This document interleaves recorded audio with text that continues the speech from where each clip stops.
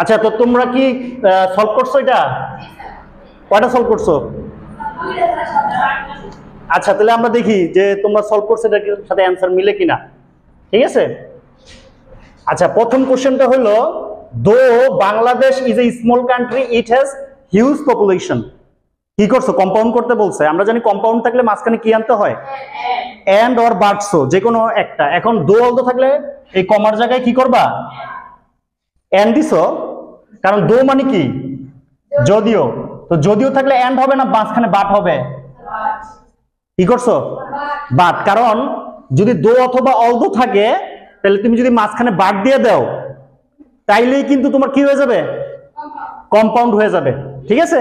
তাহলে এটার অ্যান্সারটা এরকম হবে, দো তো চলে যাবে, Bangladesh is a small country, কমার জায়গায় হবে but it has huge population. ঠিক আছে। কয়জনের হয়েছে? সবারই হয়েছে না? আচ্ছা, এটা সহজ ছিল। এবার খেয়াল করো, the man who is punished for theft, theft মানে চুরির ঘটনা, ইজ নোন টু মি। হ্যাঁ, আচ্ছা, আমরা তো জানি এই বাক্যটা, এটা কিন্তু পুরোপুরি বাক্য, the man is known to me, এটা কিন্তু তুমি ঠিক রাখবা সিম্পলে।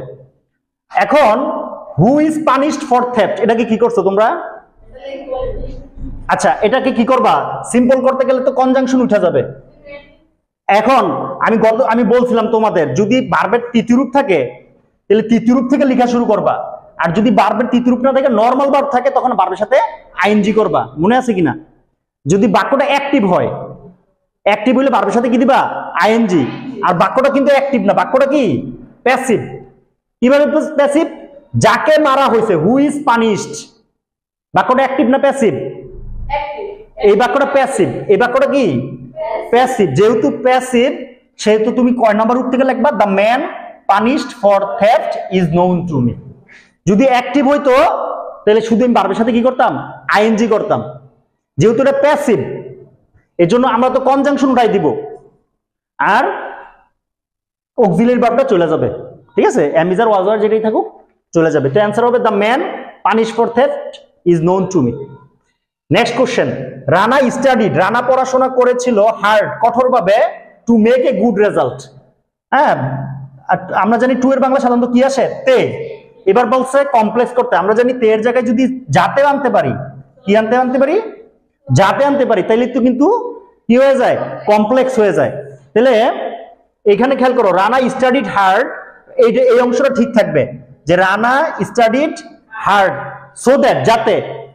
এখানে কি অতীতের ঘটনা না বর্তমানের ঘটনা? অতীত। তাহলে কেন হবে না কুড হবে? তাহলে যাতে সে ভালো রেজাল্ট করতে পারতো, he could make a good result, যাতে সে ভালো ফলাফল করতে পারতো। ঠিক আছে। আর যদি এখানে স্টাডি থাকতো, মানে স্টাডিজ থাকতো, তাইলে কিন্তু can make a good result. আচ্ছা, next question, I know your name, complex করতে বলছে। আমরা জানি এরকম বাক্যগুলোতে আমি জানি তোমার নাম কি, তাহলে আমরা জানি এরকম বাক্যে আই নো, তারপরে মাঝখানে একটা কি আনবা? হোয়াট, ইউর নেম, তারপরে একটা ইজ, ইউর নেম ইজ। অনেকের কাছে প্রশ্ন হইতে, sir what is your name, আমরা এখানে হোয়াট ইউর নেম ইজ লিখলাম কেন? হোয়াট এখানে প্রশ্ন করার জন্য আসে নাই, কনজাংশন হিসেবে আসছে। কি হিসেবে আসছে? কনজাংশন। আর কনজাংশন আসলে তারপর সাবজেক্ট হলো ইউর নেম, এই অনুসারে কি আসছে? ভার্ব আসছে। আমরা করছিলাম নিয়মে। হ্যাঁ, তারপর দেখো, Kamal is an honest boy, Kamal একজন সৎ ছেলে।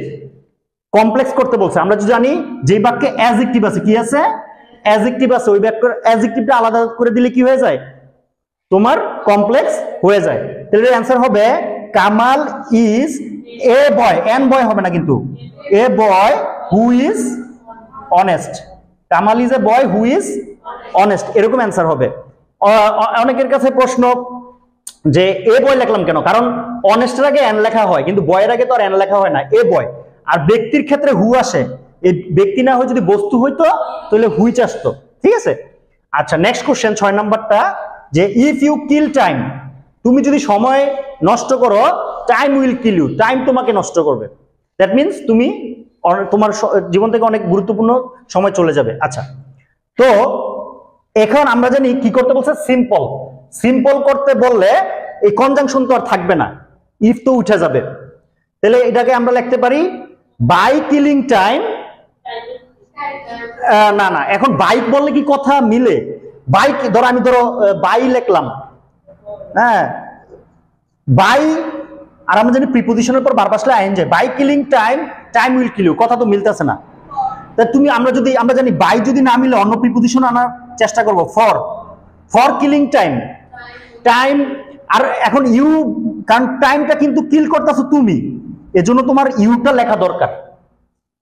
কেন লেখা দরকার? তুমি যদি সরাসরি লেখো ফর কিলিং টাইম, টাইমটা কিল করতেছে তুমি, কারণ আর পরে টাইম তোমাকে কিল করতেছে, এজন্য ফর ইউর কিলিং টাইম, তোমার টাইম কিলিং এর জন্য টাইম উইল কিল ইউ। আবার বলি, তুমি যদি ইউটা না দিতা তাহলে কিলটা কে করতেছে এটা বোঝা যাইতো না। কিন্তু যদি এই বাক্যে ইউ আর ওই বাক্যের ইউ একই হইতো, তাহলে তুমি প্রথম বাক্যের ইউটা মিস করতে পারবা। কথা বুঝাইতে পারছি? আচ্ছা, তারপরে since he works hard he succeeds, যেহেতু সে কঠোর পরিশ্রম করে সে সফল হয়। অনেকে মনে করে সাকসেসটাকে ভার্ব মনে করে, আসলে সাকসেস কিন্তু ভার্ব না, সাকসেস হলো নাউন, সাকসেসফুল হলো অ্যাডজেক্টিভ, তাহলে সাকসিড হলো ভার্ব। এই ওয়ার্ডটাই ভার্ব, এটা দ্বিতীয় রূপে আবার কি যুক্ত হবে? একটা ইডি। তৃতীয় রূপে একটা কি যুক্ত হবে? ইডি। Succeeded, succeeded. এখন আমার তো দ্বিতীয় রূপ তৃতীয় রূপ দরকার নেই, এটা জানলাম যে সাকসিড ওয়ার্ডটাই একটা ভার্ব। তাহলে since he works hard he succeeds করতে বলছে সিম্পল, যেহেতু একই লোক, আমরা সিন্স তো সরাই দিব, আবার হিও সরাই দিতে পারবো, কারণ লোক তো একই।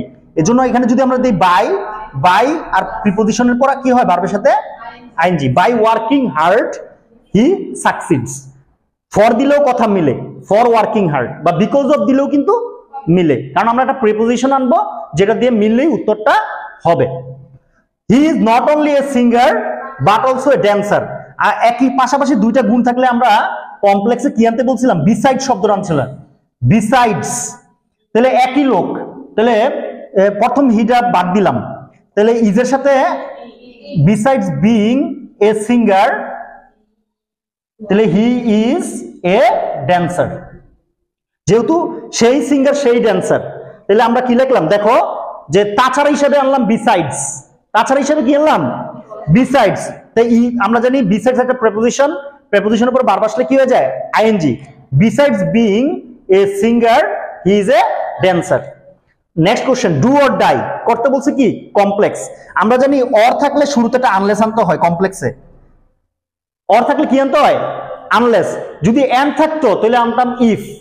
তাহলে আনলেস ইউ ডু, না না, অর তো থাকবে না, আনলেস ইউ ডু, তুমি যদি না করো you will die, you will die. Unless you do you will die. ঠিক আছে, অর্থ থাকবে না, তোমার তো কমপ্লেক্সে তুমি আনলেস আনছো। হেলথ ইজ ওয়েলথ, এটার অ্যান্সার তোমরা সবাই মনে পারো।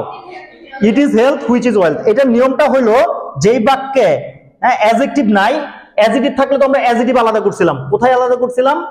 যে ওই যে একটা গুড বয়, অনেস্ট শব্দটা কোথায় আছে? এই যে অনেস্ট, যেখানে অ্যাডজেক্টিভ থাকে আমরা ওইখানে অ্যাডজেক্টিভ আলাদা করি, আর যেখানে অ্যাডজেক্টিভ নাই ওইখানে আমরা শুরুতে একটা কি আনি? It is.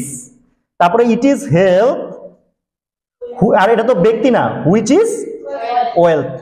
It is health which is wealth. যে বাক্যে অ্যাডজেক্টিভ আছে আমরা অ্যাডজেক্টিভ আলাদা করব, আর যে বাক্যে অ্যাডজেক্টিভ নাই ওই বাক্যের শুরুতে ইট ইজ দিয়ে আমরা অ্যানসারটা করব। কয়টা হয়েছে মোট তোমাদের?